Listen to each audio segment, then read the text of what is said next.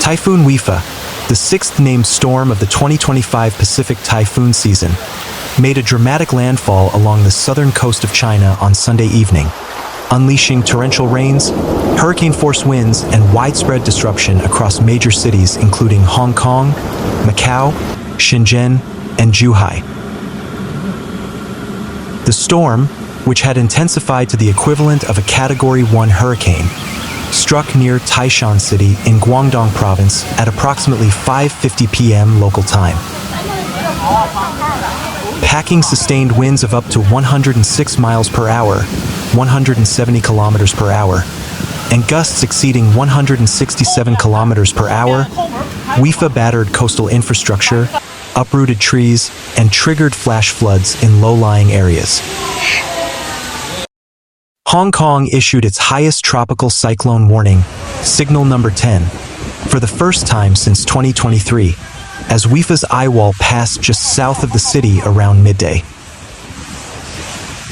The storm dumped over 110 millimeters of rain within 3 hours, flooding streets and damaging scaffolding across urban districts. More than 470 trees were reported downed, and 26 people were treated for storm-related injuries.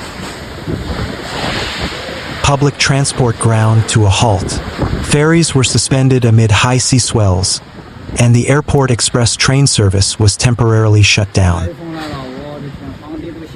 Cathay Pacific Airways canceled all flights between 5 a.m. and 6 p.m., while Hong Kong International Airport rescheduled over 400 flights, affecting nearly 80,000 travelers. In neighboring Macau, authorities downgraded the typhoon signal from 10 to 8 later in the evening but warned of flooding in the city's inner harbor.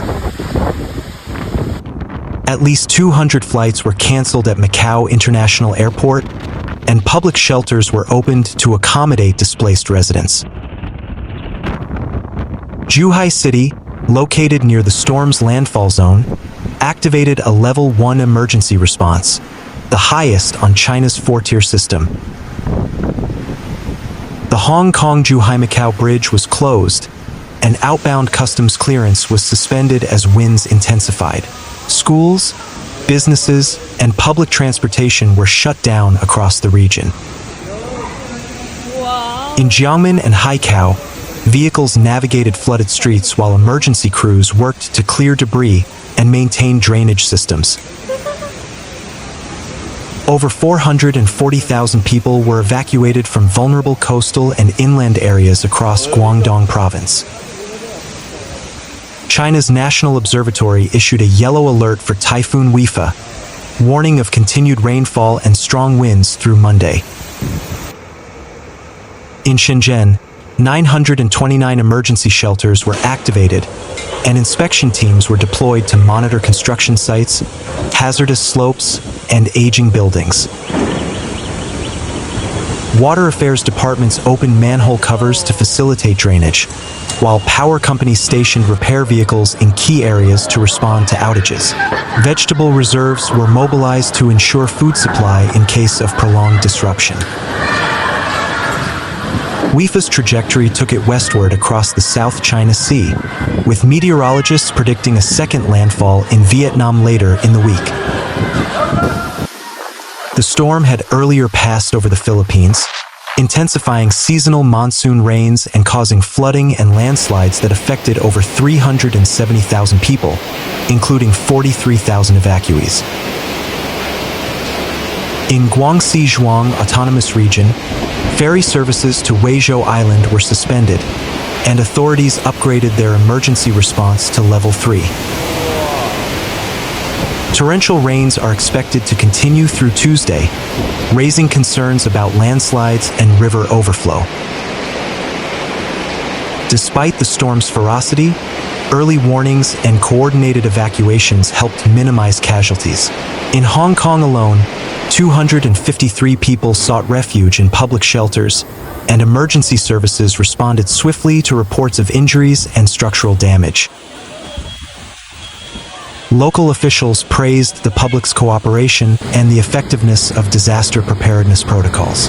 Compared to previous typhoons like Mangkhut and Hato, The impact this time was primarily limited to fallen trees and collapsed scaffolding, said Eastern District Councillor Kenny Ewan. As Typhoon Wipha continues its westward journey, authorities across Southeast Asia remain on high alert. The storm's passage has reignited discussions about climate resilience, urban infrastructure, and the need for adaptive strategies in the face of increasingly volatile weather patterns. Typhoon Wipha, which roared ashore on Sunday afternoon, has left a swath of destruction across southern China, particularly in the provinces of Guangdong and Hainan. With sustained winds reaching up to 130 kilometers per hour and gusts exceeding 160 kilometers per hour, the storm battered coastal cities, crippled infrastructure, and displaced thousands of residents. In Hong Kong, the storm's eye wall passed just south of the city, triggering the T10 hurricane alert, the highest level of warning. The city recorded over 471 fallen trees, and scaffolding collapsed from high-rise buildings in North Point, scattering debris across major roads. A construction site suffered extensive damage, with cranes twisted and materials strewn across the harbor front. Zhuhai, located near the storm's landfall zone, activated a Level 1 emergency response. The Hong Kong-Zhuhai Macau bridge was shut down, and outbound customs clearance was suspended. Streets were inundated, and vehicles were seen stranded or overturned by floodwaters and fallen trees. In Haikou, the capital of Hainan Province, drainage systems were overwhelmed. Emergency crews opened manhole covers to facilitate water flow, but several neighborhoods reported knee-deep flooding. Power outages affected multiple districts, and repair teams were dispatched to restore electricity. The economic toll is expected to be significant, with early estimates suggesting hundreds of millions of yuan in damages to infrastructure and commerce. Emergency services worked around the clock to clear roads, restore power, and provide food and water to displaced families. The storm's heavy rainfall, over 110 millimeters in just 3 hours, triggered flash floods and landslides in mountainous regions. Rivers swelled dangerously, and authorities issued warnings for potential overflow in the Pearl River Delta. Coastal erosion was reported along beaches in Zhuhai and Yangjiang, with seawalls damaged by waves reaching up to 8.8 meters, 29 feet. Wildlife habitats in mangrove forests and wetlands were also affected, with reports of displaced bird colonies and damaged coral beds near the coast. Meanwhile, the Shenzhen Meteorological Observatory issued a white typhoon warning on July 18th, escalating to higher alerts as the storm approached. By Saturday night, gusts reached level 12, with coastal areas like Dalmatia and Dapeng Bay experiencing wind speeds up to level 14, equivalent to hurricane-force winds. Heavy thunderstorms battered the city, triggering localized flooding in low-lying neighborhoods and along riverbanks. Streets in Nanshan and Fujian districts were submerged. Shenzhen Baoan International Airport was severely affected, with flight delays and cancellations continuing throughout the weekend.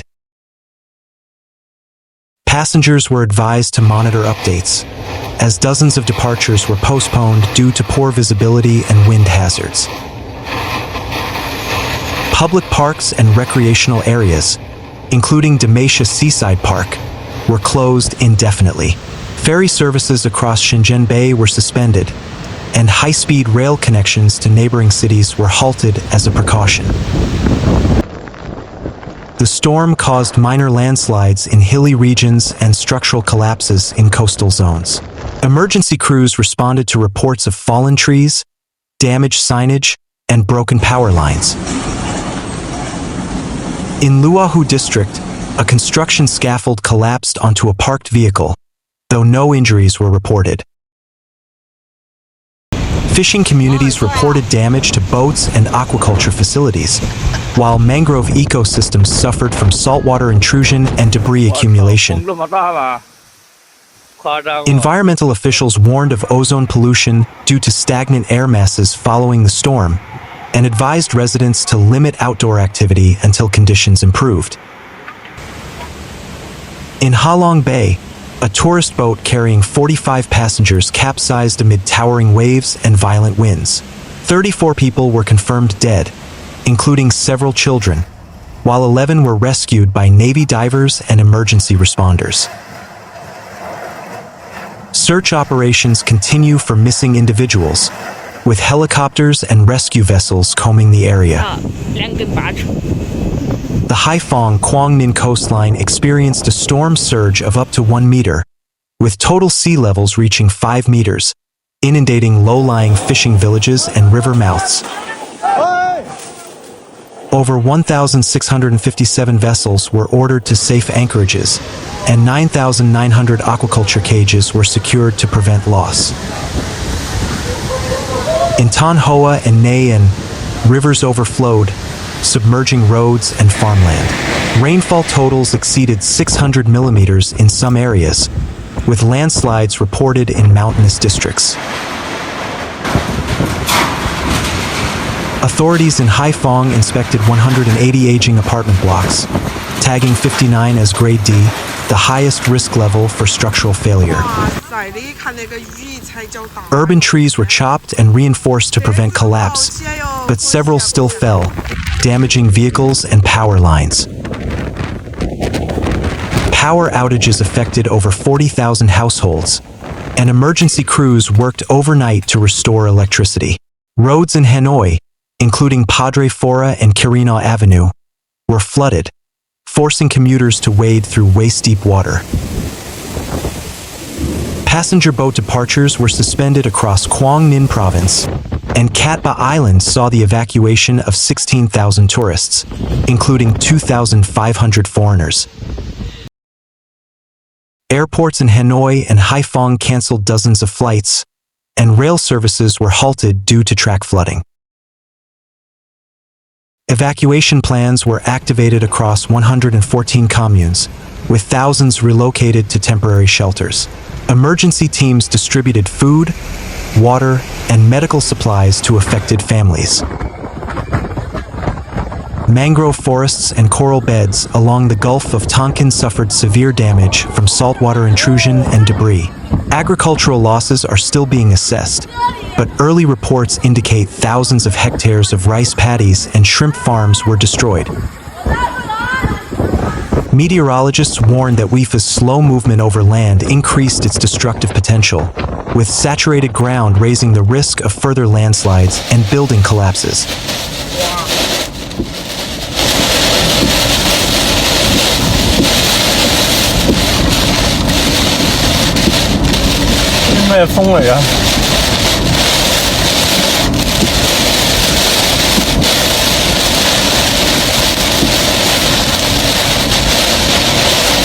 Wow, 太危險啦！